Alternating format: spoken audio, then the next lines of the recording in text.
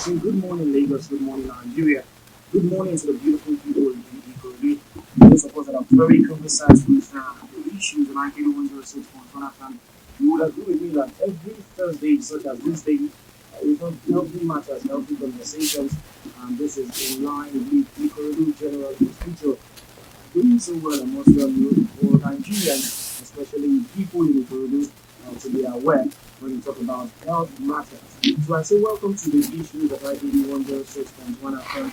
Today we talk another important healthy conversation, and I'm not going to be doing that alone. As a matter of fact, I'm not a health practitioner, so who am I to talk health matters when I have those that sure know the onions well? The consultant is with me in the studio talking about the consultant, the mental health physician who will do justice to the conversation. But then, my name still remains the same. I'm Bambo.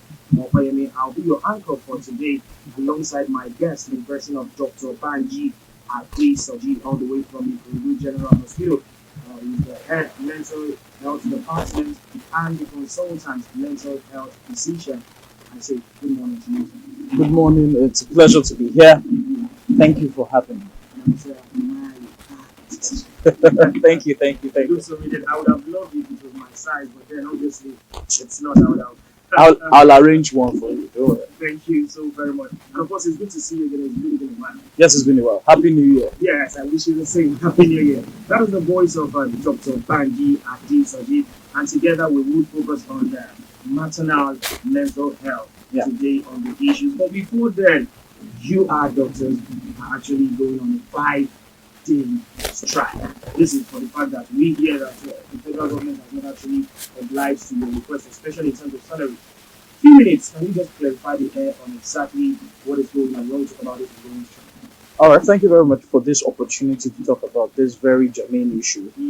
For me, the Association of Resident Doctors are the ones on strike. Now, in federal institutions where you have residency, you have resident doctors, then you have consultants.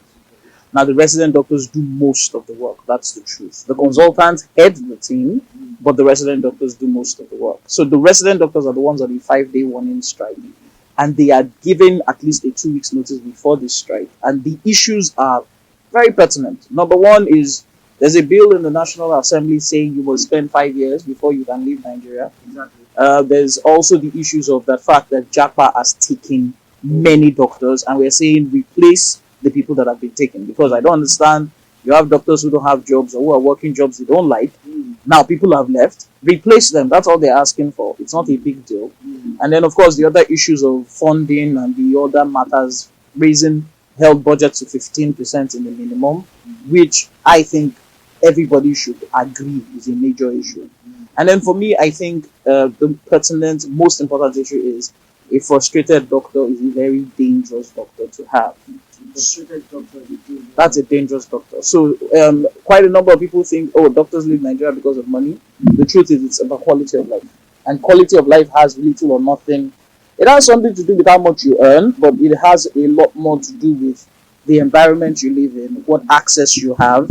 Why should a doctor have to be a renter for 20 years of service? Because of the fact that his salary just is not enough and there's no mortgage system. Those are some of the issues that I think the government has to very pay attention to, do the needful. We know Nigeria is broke and all that, but we're still collecting $800 million loans. It's difficult to convince them, but I think a lot of these things could have been avoided by negotiations, because that has been the issues they've always had. Hopefully the new administration takes a different tone with regards to these issues, because I won't lie, the present system that they have used to address these issues have not worked. They've never worked. They never will work. And so I hope things change. So that's the situation. Thank you so very much, Dr. Banji. I just felt it was necessary for us to just touch that a little bit. But then, from another angle, if we look at it, still on this conversation, some would believe, or some are saying, that the first major priority for a doctor is to save lives. Why should it be the doctors that will decide to go on strike? What happens to the lives that they ought to save? What do you have to say to that? So what I would say to that is the fact that, one, self-preservation is the number one rule of life. You take care of yourself first before you take care of other people. So they say that when you're in the plane and there's cabin pressure issues, that you should take care of your oxygen mask. Even for a mother, take care of your oxygen mask before you take care of that of your child. So the doctor that is working in an environment that is unsafe, that his situation is that he is not sure of how he's going to make ends meet.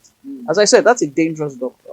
And then for me is the fact that in other climes, I mean, even in the UK, doctors have gone on strike, nurses have gone on strike. But what used to happen before was in places like France that the labor movement will go on strike on behalf of the doctors, saying, okay, you guys stay, don't go on strike, we'll go on strike on your behalf.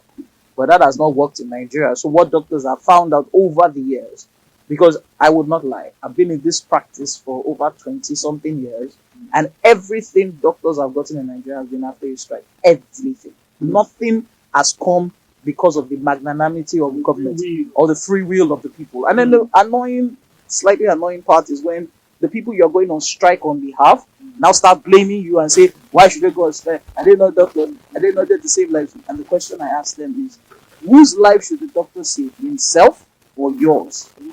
If he cannot care for himself, care for his children, the Bible says it's worse than an infidel. So, I mean, he has to take care of himself because that's the only way he's going to be able to take care of other people.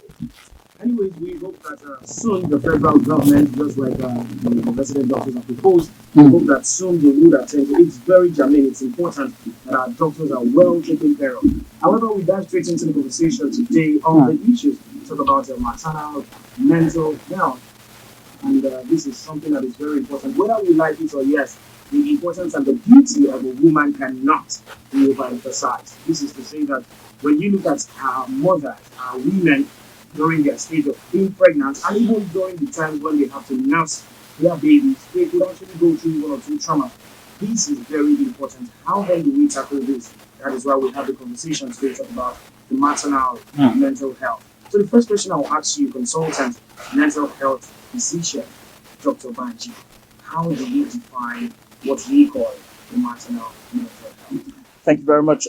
So, happy Mother's Day. Yeah. Or the several women days that we've had. Exactly. So it was Mother's Day on Sunday, and so May is Mental Health Awareness Month, and then Maternal Mental Health Days around the month of May. So we said, let's come and talk about. Thank you for the opportunity once again. So maternal mental health is a state of a mother's well-being. That is, she's able to cope with stresses of life.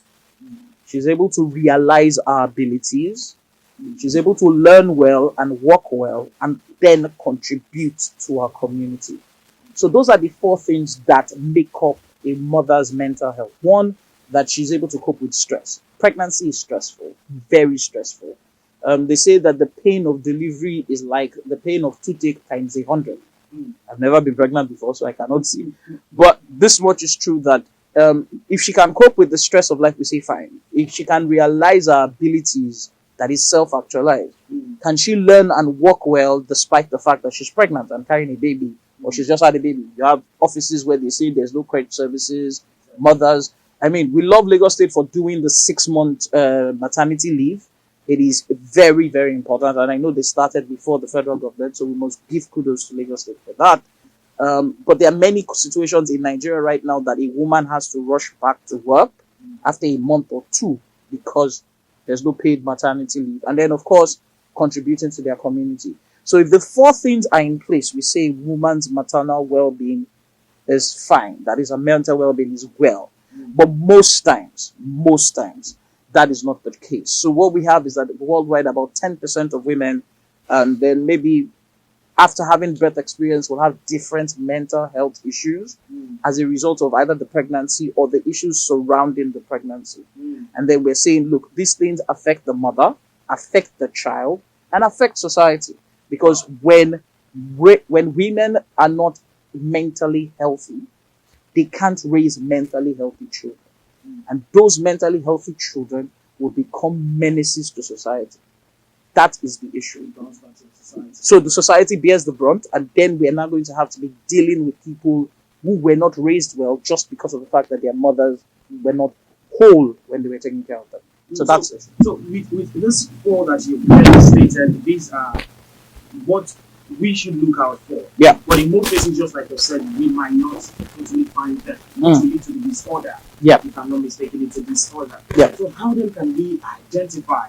Because the funny thing is, some others might not even know that there is an issue with them. They just feel it's a normal reaction. So how then do we identify or we discover this disorder in women? Like you said, majority of mental illnesses, people don't know that there's anything wrong, because some of the symptoms I'm going to list are things that people have experienced before. But the thing is, for people who are going through life, living in Lagos is stressful. Living in Ikorodu is double stressful. So living here is stressful. So there are some symptoms I'm going to talk, and people are like, no, I've had that before. But the thing is, has it been long enough, and has it affected you and your ability to work? So the first one is sadness. The person just feels sad most times of the day. Then you have tiredness or weakness or reduced energy. Then you have loss of interest. The person used to love watching TV, Africa Magic. Suddenly the person now feels, I'm tired. I don't feel like doing this most times. Then you have unusual worrying or fears. You're just afraid for no reason. There's something we call palpitations, which is that a woman says her heart is beating like a snake or a dog is chasing her, but there's no one around. And those usually are pointers towards anxiety disorders. Then you have things like people who, the bad ones, which is like they hear voices of people you cannot see, you see strange things, you start to make accusations that are not based on reality. Someone says, I think my mother-in-law is the problem. Now, majority of us will be like, yes, mother-in-laws are bad. But then she now says, okay, the mother-in-law is a witch. Yeah, we'll still agree, yes, your mother-in-law might be a witch. This is Nigeria, this is Africa. But then she now goes, and my mother-in-law is a witch and she's trying to kill us. And you're like, can you bring evidence for this? And she's like, I just believe it. And, quite a number of them end up in religious houses, end up in prayer sessions. And so those are the severe cases. But most of the mild ones are just small things that people will just be like, this feels like malaria. It feels like you're having a fever. But you treat it and then it is there for 2 weeks, 3 weeks. Then we'll say, okay, look, there's a problem now. If you're just joining us, I would say welcome to the issues. Today we decided to celebrate mothers, just like it was done on Sunday. And like my doctor said, we don't even know the particular number of days that they are celebrated in a year. Several. But then we definitely have to give it to them. They deserve it. So today we talk about the maternal mental health. This has to do with women. It has to do with women, how they survive, their well-being. And that is why we are here. Now, Doctor, I want us to take a look at this illness from another angle. With all of that things that you listed, to some people, is it just like the first time of pregnancy, or maybe the last kind, or maybe the first child then, or it's something that happens anytime and every time they are pregnant or they are breastfeeding? Maternal mental illnesses can occur in any pregnancy, but they are commoner in first timers. And of course, you can understand why. Because there are very few women who will tell you, my mother sat me down and told me this is what pregnancy is like. Very few women don't know what pregnancy is about. They don't even read books about it. So the question is, there are lots of myths, lots of stories, lots of fables about pregnancy that they don't understand. So we know that pregnancies that are unplanned tend to have a really greater risk of illness than when there's no support. Now, remember, they said, Africa is a village. It takes a village to raise a family. Truth is, we have now imbibed the culture of where we got education from, and now we are becoming lonely. So you hear people say, my mother cannot come from the village. I don't want anybody in my house. I want to live by myself, my wife, and my children. And then when your pregnancy comes, and you're like, Mama, can you come? I say, no, you said I shouldn't come. So lack of social support definitely affects. Then we have cases where there's domestic violence in the house. That carries a greater risk. And then when there are multiple pregnancies, so women carrying twins, triplets, those kind of things, they come with increased stress. Then the other issue is when there's been a history of depression before the pregnancy. So that increases the risk. So I had a patient of mine who had 2 children before. I'd had an illness years before she even got married. And then by the 3rd child, she now had this issue. So of course, it was difficult to convince her husband that the problem predated pregnancy. You just said, look, I said I didn't want this baby. I have told you, 2 is enough. Let's go. We're done. God has said, blessed us. We have a boy, we have a girl. Why are we having a third child? And so the woman becomes guilty, feeling, I'm stressing this man. He did not want this pregnancy. This pregnancy is unwanted. And then she starts to go into a spiral. So, but what had happened was she had an history before, 10 or 15 years before, and then the stress of this particular pregnancy because it was unwanted, perceived unwanted. So those are the things. Then, of course, things like poverty, which affects everybody. Migration, which is very common with people that jackpot, because that's the thing you notice when you go. You're on your own. Oh, why? There's nobody that is coming to save you. You are by yourself. And so you have women who are even jackpotting with just their children, and the husband says, look, I'll stay back and take care of the home front. And so she's there all alone with a pregnancy, and she has to take care of that child. So those are some of the things. And then, of course, things like natural disasters, conflict are also at risk of developing these illnesses. I would like for us to spread our tentacles around this conversation. Let's make it more bigger. Mm-hmm. Now, there are some risks that are attached to these mental health units that some women are not even aware of, because it has gotten to a stage or a point where some will just tell you it is normal, it's fine. Some women will even tell you, when I'm pregnant, woman corral, don't come close to me. Before we talk about some of those risks that are involved, who are those that are likely to be in this category of mental health illness thing? Is it for every woman? Yeah. Some will just tell you that no, they rich don't face it. It's just for the poor kind of people. Yeah. So who are those that actually are in this line? So, like I said, poverty affects. So we know that with low socioeconomic class, they are at higher risk. However, the rich also cry. So I've seen women who were multimillionaires, had husbands who were multimillionaires, had jobs, had children, and who were depressed. And the question they kept asking themselves is, why am I sad? There's no reason to be sad. So we know that it runs in families. We know that for a fact. So unfortunately, we live in a culture where nobody talks about the past, especially when it's negative. So you have people who go, oh, it has happened to me before, but I didn't want to tell my children because I didn't want them to be scared. And so the child now has it, ends up in the hospital, and then just goes there, and mama says, oh, I know somebody that used to have it, a family member. And then mama eventually confesses it was So yes, we know it runs in families. But of course, we've also talked about the fact that a woman who is having a pregnancy by herself is at greater risk, definitely. And so it can happen at any age.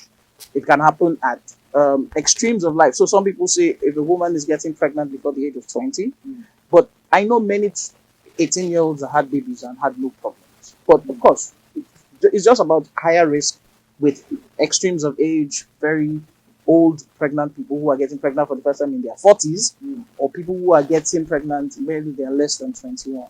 So those are some of the people that it affects more. Yes, but it can cut across any. I've seen It's fantasy to say that it's just for the younger ones. Time has a lot. Yes, because like I said, the patient I was talking to that had a third child, it did not happen in the first, it did not happen in the second. So it was the third. So for her, the question was, why is it happening now? But when we now dug deep, we found out that, okay, you know what? Your husband had actually resisted getting pregnant. You had manipulated, let's not say you deceived him, but you got pregnant nevertheless. And so when he resists and starts to get angry, she took that in and felt, okay, he doesn't want the pregnancy. That means he does not want me. And so that means, why am I living? What am I here for? And those negative thoughts just spiral and cause a lot of problems. We'll talk about some of the solutions to this mental health illness for our mothers, our women. But before then, also, I would like us to talk about some of the risks that are involved. When I talk about risk, I talk about the problem. Because for a woman to have this unstable mindset, definitely it would affect, just like you said, it will affect the child, it will affect the society. But then, let's broaden up a little bit. What are the risks that are involved when women are not totally mentally stable during pregnancy? Okay, so the first risk, or shall I say complication of that, or consequence of that, is that, one, it affects the entire family. The marriage suffers when a woman is either anxious or depressed in pregnancy. Then it affects the other children she may have. So for instance, for a woman who has it in her first pregnancy, by the second and the third, she's extra vigilant, extra cautious. So she raises those children in a overprotective manner, and that affects how the children are raised. It affects her work if she's working. There's also this major complication, which is suicide. Quite a number of, let's not say a lot, let's just say a significant portion of women who have had this illness attempt suicide. And we know in our society that suicide is frowned at. It is, in fact, the normal thing is that they say, oh, you were weak, that's why you wanted to take your life. Or, now banji or something they do. Or it's more like, oh, it must be a demonic attack or a spiritual attack. Why would a pregnant woman want to take her life? So that, and of course, it also has serious implications with regards to community and all that. So I had many years ago a woman who had a child.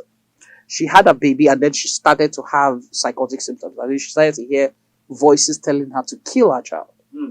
So unfortunately for her, she drowned her baby. But this was now the bad part. She drowned a neighbor's baby as well. So she took her own baby, put in the well, drowned another neighbor's baby, and then was going to jump in, and then she was stopped. Now that woman had to be remanded in a psychiatric facility, and the court said, unfortunately, because you took the child of another woman, it's going to be treated as murder. So, but because we know you have a mental illness, you're going to be in a mental facility for the rest of your life. She can never leave. So those are some of the consequences of not doing this quickly. And of course, the major one is that it actually affects the quality of your life. It affects your ability to grow, your ability to learn, your ability to even interact with your family. This is not it's not totally a spiritual. I do not even want to believe it's a spiritual thing, because some will say that that was the word I was trying to remember. They will say Ofani and all of that, and then they start cooking up different stories. Yeah, I do not want to believe it is spiritual. Yep. Then let's talk about how then can we resolve this. But before we look at the medical angle to it, first off, I believe the men, the fathers, have a role to play. Yeah. What exactly are we supposed to do as fathers when we see that our wives, our women are in this stage? So first, I would tell anyone who is about to get pregnant, because what we say is the family is getting pregnant. It's not the woman that gets pregnant; it's the whole entire family. So I would say first go and learn, get educated, and I mean not just do a Google search and then you see different things and different YouTube videos, but I mean get books and read about pregnancy, because if you don't see it coming when it happens, you start to misinterpret it. So I have had men who became angry at a woman and said, oh, she's lazy. But the thing was, the woman will wake up in the morning, have no energy, have no interest in cleaning up her house. So the room is dirty. The man leaves early in the morning, comes back and meets his wife on the bed at 4 p.m. Still sleeping. And he goes, she's wicked, she's lazy, she's made my house become like a dustbin, and starts to beat her, worsening the situation. So the first thing I would say is get educated, get knowledge. That's the first thing. Secondly is, I would ask that be willing to give them room. For instance, you married a woman who was hardworking, diligent. Suddenly she gets pregnant. And then suddenly she starts to behave in unusual manner. The first thing is not to jump to conclusions that, it must be something spiritual or is there something wrong with her. The first thing is to ask yourself, okay, she's pregnant. It's her first pregnancy. What could be happening? Get educated and then be willing to understand and listen to her. Really listen. Listen not to solve the problem, because quite a number of times we men just go, okay, let's solve the problem. Let's be logical. But listen so that she knows, one, you understand and you're willing to feel a little bit of her pain. So when my wife first got pregnant, there were cravings she had that I did not understand. She would just suddenly say, I want to eat suya and ice cream. I want to eat a particular kind of yogurt. And I would be searching around Lagos at 11 p.m. looking for yogurt. And I'm like, why? But more importantly, there have been people who sat me down and told me that, look, the minute you guys get pregnant, just get ready for things to change. And you must understand that, look, it will never be the same again. And then finally, for men, I would say, the minute your wife is pregnant, know that the woman you married has transformed into the mother of a child, which means, unfortunately, you are no longer her first priority. You are now a second. or third. If not third. You're like third. Because there's God, then the baby, then you. Then you. So, and that means that the sexual demands for intimacy, those things might have to rest for a while. It's not that she's trying to punish you, it's that she's going through a process and you must be willing to go through it with her. It cannot be cured. Yeah. Definitely. But then how can we then tame it or curb it to some reasonable extent? So the Lagos Mind actually created what we call self-care tips for women who are going through anxiety or depression in pregnancy. And it's called the acronym PLEASE, PLEASE. Now, the P stands for prioritize your well-being, which means that certain things will have to suffer while you're going through this process. Whatever does not aid or help you get better, stop doing it. So if it means that you stop some relationships, you stop some people you talk to, any person you talk to, and the minute after you finish talking, your fear is increased. That's a relationship you need to avoid. Even if it includes your spiritual mentor, aka pastor, alpha, or whatever. Because the minute the person is making you feel afraid or telling you, oh, it's your mother-in-law or your mother or anything, then that worsens the symptoms. Definitely. So prioritize your well-being. So what that means is that whatever makes you get better, that's what you do. Number 2, the L stands for look for support. So L is look for support. So like I said, Nigeria is changing. The days where we raised our children in the community, those days are going. So what that means is that you will have to seek other means of support. So it means that you may have a nanny, you may have a help in the house, but you are not there.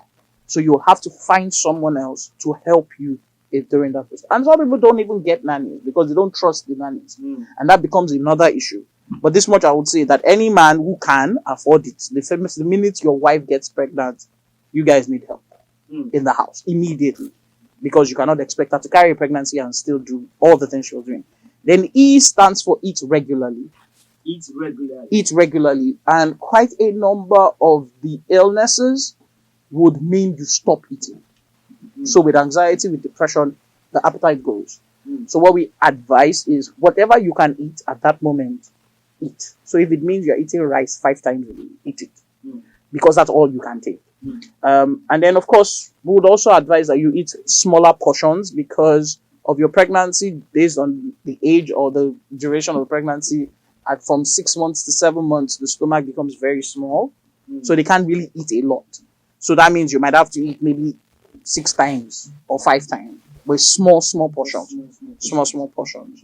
Then the A stands for assess any negative thoughts. So, and those negative thoughts make them feel more anxious, they feel more sad, and then they start to even blame themselves and become guilty. Now, every negative thought is from yourself. It's not coming from the outside, which means that there's a part of you that thinks you are inadequate. So you must assess these negative thoughts. And how do you assess them? Number 1 is, where is this coming from? Number 2 is the fact that, is this really true, or it's how I feel? And then number 3 is the fact that people who are more inadequate than you have raised children. Because every time a woman comes to my clinic and starts to say, doctor, I don't think I'm good enough, I don't think I can do this, I tell them, always remember, there are women who are psychotic on the roadside, who are frankly stripping themselves naked.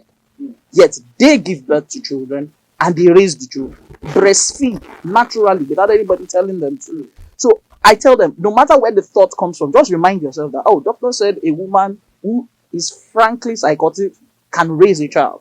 So you are not psychotic, so you definitely can. So the S stands for sleep. Sleep. And I think this is the most important tool. Quite a number of people will be like, oh, if you sleep for 8 hours of the day, you have spent 1/3 of your life. Please, let me just say this. I believe, and neurologists believe, that sleep is the body's number 1 anti-stress medication.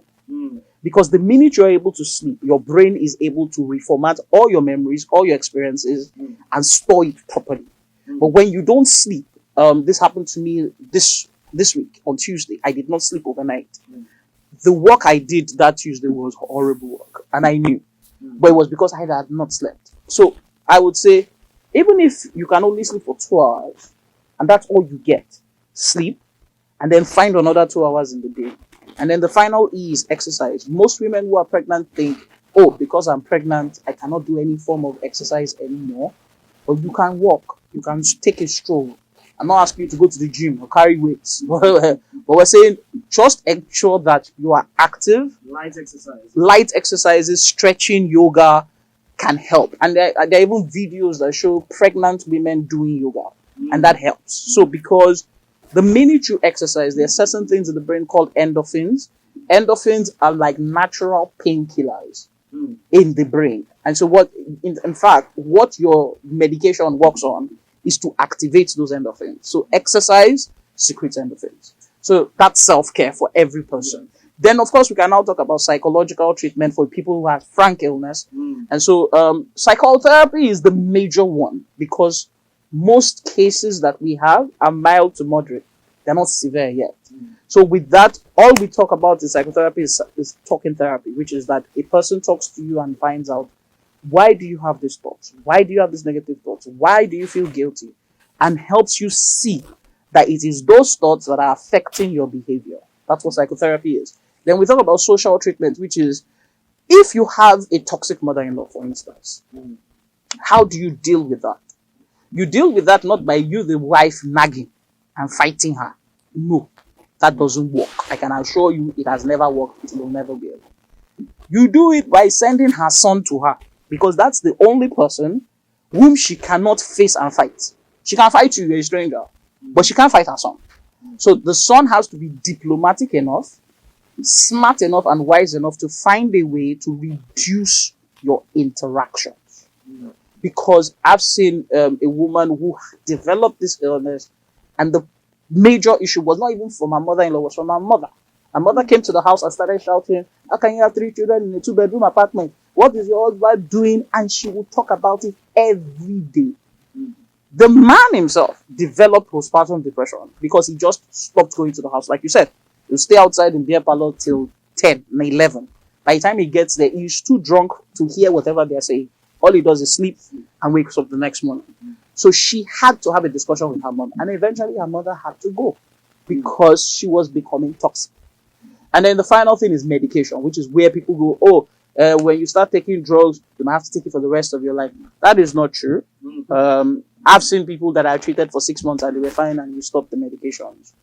But medications only are used when we know that, one, this is severe, or psychotherapy has been tried, social therapy has been tried, and it did not work. Then we would resort to drugs. That's what I say. And then, of course, finally is nutrition. There are certain meals that help and get you better.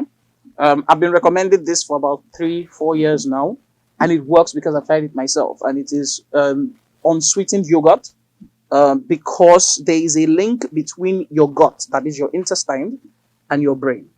There's certain bacteria there that grow in an environment where you take yogurt that is unsweetened, not the sugary one, and that helps promote your brain health. So those are some of the things, and of course reducing your sugars as much as possible. But then finally is, if it becomes severe and it is not going, we might have to admit you for a while, but it's not going to be forever. So that's what I tell them. Just for a little while till you get better and you can go back home. Yes. There are certain medications that we don't give when a woman is breastfeeding. And those medications are avoided when the woman has this illness.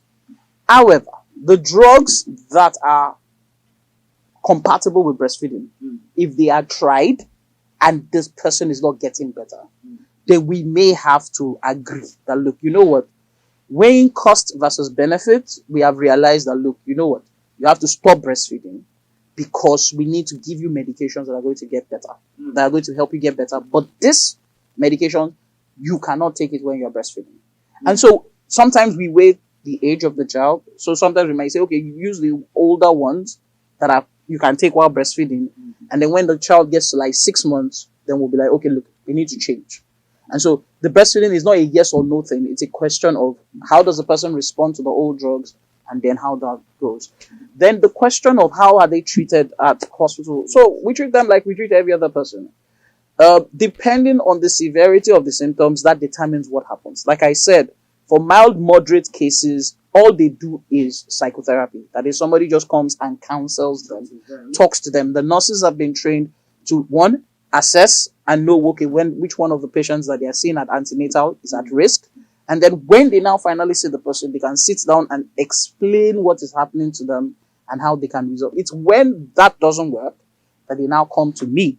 And then I now explain that, okay, we might have to place you on certain medications and you'll be fine. So coming to you simply means that has gotten to a serious... Yes. So only the severe cases come to me because, I'm busy.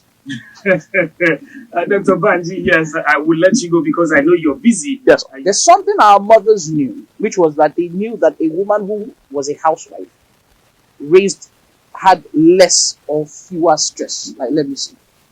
However, we now live in a situation where we need 2 incomes in the household. So all I would tell women who are working is, please work, but please ensure that your work is something that helps you get better, not work that is killing you. So that patient of mine had to actually resign because I told her it's unhealthy. You can't continue like this, and there is no way you're going to get better. So we're looking for work right now, but it's okay. It's a better situation than when she first came and she was practically suicidal. Yes, so she's fine. So and then here's the thing I always tell people, look, at the end of the day, you're trying to make money to live life. Ensure that whatever you're doing to make money leaves you room to do the life. Because what's the point in leaving $100 million in your bank account, but your life was miserable? At the end of the day, that's work done zero. If I'm minus, because you worked to get that money. So the balance is ensure that there is someone says it's called allowance time. There's a period in your life where there's some bit of allowance where you can do whatever you do to make yourself feel better. Some of it will require money, I will not lie, but a lot of it does not require as much money as you think. You don't need to buy a Maybach. Because honestly, when you have a Maybach, you will not sleep. Your security has to be increased. You have to be chasing people up and down. So for me, I just say, work to live. Don't live to work. Work to live. Work to live. Let work be a means by which you facilitate your life. Not that all you do in your life is that you work and at the end of the day, there's nothing else left to do. It's very unhealthy. I want to say thank you so very much, Dr. Banji Adesoji. Before you leave, whether we like it or yes, this is Nigeria where our population keeps increasing. And yet we keep complaining that things are not making sense. That means our women are still giving birth. Of course. Somebody just gave birth this one. Okay, hallelujah. Hallelujah. So, what would your advice be, your parting word to pregnant women out there? Okay, so to every pregnant woman out there, I'd like to celebrate you first because motherhood is it's a phase in life that nobody can relate with except the person who's been a mother. I saw my mother this morning at a function, and the hug I gave her was because I knew what she had to do, what she had to go through. She had 6 of us. So for me, motherhood is something to be celebrated, but this much I will tell you. Prioritize your well-being. If you cannot care for your child because of certain things at work or certain relationships, then at the end of the day, what was the point in being a mother? That's actually the reason why in some developed societies, a man looks at a woman and they go, we don't want to have children. We want to have dogs or have cats because we are not ready for the world. So all I would say is, take care of yourself, take care of your children, but know this, no matter how bad it gets, no matter what the situation is, there is always a solution out there. And we at General Hospital wish you safe motherhood. We hope that you have your child well, and we will celebrate you wherever we see you. Thank you for listening. Thank you so very much, Dr. Banji. It's been a very engaging one, and I sure do appreciate that. This is how far we can have it today on the issues where we talked about maternal mental health for our women. Let's do it again next week, Thursday. Another conversation will be coming your way next week, Thursday, on the issues. My name remains the same, Martin Bambo. And for urging you to have a beautiful day. God bless all of our mothers out there, and God bless Nigeria.